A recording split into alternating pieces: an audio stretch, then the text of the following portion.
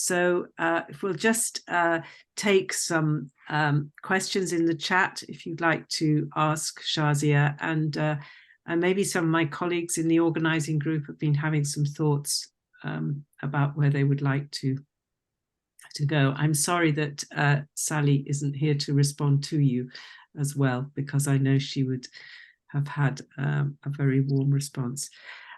So Annie is part of XR Psychologists in the UK, and she's asking, what sustains you in this work? Oh. Wow, yeah. I think perhaps hope. It's so easy to feel demotivated in this world, but feeling like you're part of a solution, even though you can't see where the solution is going, and it just seems so murky a lot of the time. It really helps me find purpose, and also that solidarity with people who think alike. So my colleagues and people that I work with, knowing that I'm not alone in this hope that seems futile. I think that's what sustains me. Thank you. So we have another question. How have you worked with activists, trauma, and sustainable activism? So I think more what we've noticed is the effects of the trauma, and it's not that we're trying to create a movement that is healing, but it's more of a reaction, because we get to the point of burnout, and we get to the point of realizing that people just can't cope. People are just so mentally overloaded. People have climate anxiety. People just can't do the work that we need them to do. And then we get to this point, and we have to kind of just start looking for solutions. And I think what I love about the climate justice coalition is space to create these movements. So what we're doing now is organizing spaces where activists can sing and can paint placards and can do things in a way that helps them unwind. I think something that I'm trying to plan for next year is like a movement, using movement and art to kind of unwind and to de-stress. I'm not sure how that's going to go yet, but people have expressed a lot of desire for that kind of a thing. Thank you very much. We have some more questions here. We have a lot of comments and a lot of thank yous, so everybody's very pleased to have heard you. Here's one also for pointing. Thank you also for pointing out the very important issue of activist burnout and health in general. How can we, as an international network, reach out to activists to help with information or in other ways? Yeah, I think that's so important. I think it would be so great if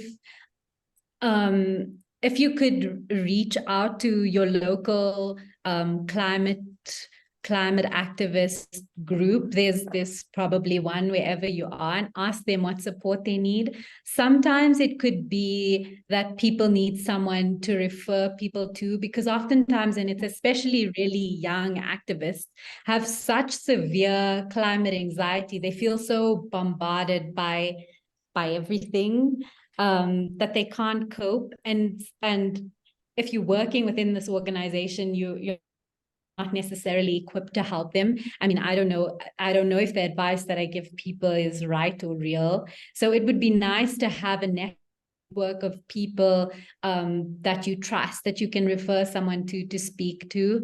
But also just, it would be nice for me, for example, I'm a digital and comms person. Be nice, as I said in my presentation, if I could understand some of the psychological effects of certain things we're protesting. So if we could get an expert opinion on what it's like for people living in mining towns, in mining affected communities. If we could get that perspective and we can use that in our advocacy, I think that would be super helpful. Thank you very much. I continue with the questions here. How do you handle the perception of absolute international climate injustice, taking into account the most affected populations are not those that mainly cause the huge climate heating effect? Yeah, it's absolutely terrible. I mean, in South Africa, we're such an unequal country. And when something bad happens, like in our province, KwaZulu-Natal, there are a lot of floods that happen, right?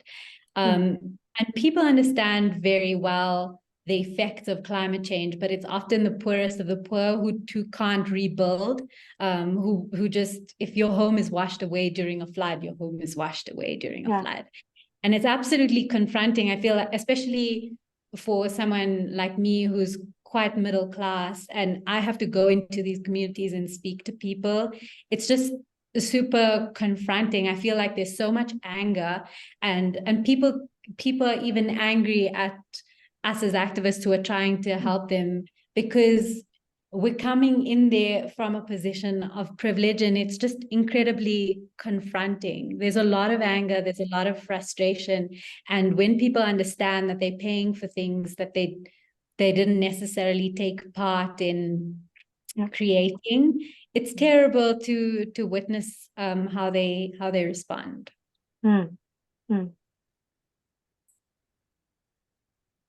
Thank you very much.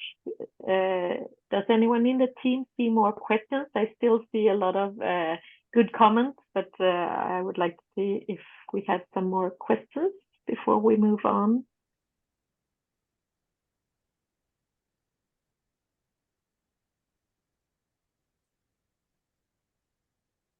So maybe not, maybe we should move on then. Thank you very much, Shaazia. Here's a question. Is there different kinds of activism depending on cultures? Maybe difficult for you to know. Yeah, thanks, Rembrandt. I don't know, but what I can tell you is, so I've been to protests in London when I was a student there, and I've obviously been to many protests in South Africa. But in South Africa, what's interesting is we sing. We sing a lot. We have struggle songs that come from the liberation movement, so from during apartheid, and they are in different indigenous languages. But everyone at the protest, regardless of whether you speak that language or not, know the words to the songs, and there's often a lot of feeling, and then even crying sometimes, and even performing those struggle songs. And that's kind of how we protest, which is maybe different than a petition or handing over a memorandum. We do all of those things as well, but that's something that I've noticed that's quite different to other places around the world. Thank you so much. Now we have the two last questions. And one of them is, do you know of other climate coalitions like yours in other countries or internationally organized? And another one is, can you teach us a song? Maybe it's difficult on Zoom, but it would be really cool to learn. Victor, I'm not. So I know there's a climate justice coalition in the UK, but we are not. We're quite a very new coalition that only started 3 years ago. So I'm not sure if there's anything similar, but I know, like, for example, XR, there's an Extinction Rebellion all over the world. So and we have XR South Africa as part of our coalition. And Callie, teaching you a song, I think, I'm going to leave you. I'm going to put a YouTube link in here so you can see what I'm talking about, so that you can see that I'm not going to teach you a song. Sorry. That's really nice. YouTube could probably do very good.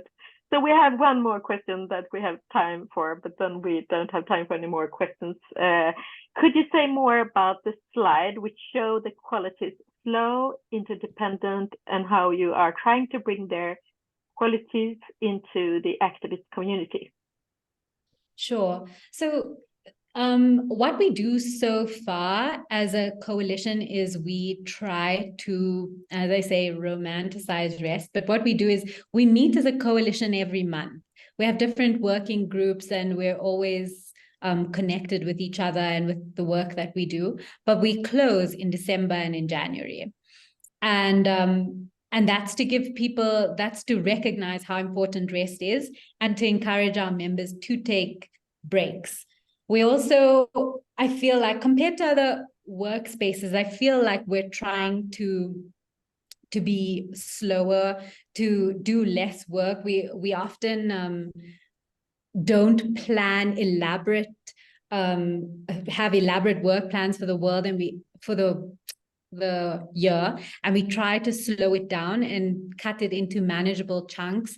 And we have a lot of young people, so they can be an intergenerational clash, because I feel like older activists just want you to put your head down and do the work, but younger activists often call that out and want us to be slower and want us to be more deliberate. And what I'm seeing is that there's that interdependence between that intergenerational kind of dialogue, and there's a lot of listening and humility also as well from older activists to sit and take like a 22-year-old very seriously when they have an opinion about how we should be working. I'm going to put that YouTube link in the chat as well. Very good. Thank you so much, Shaazia. Thank you so much.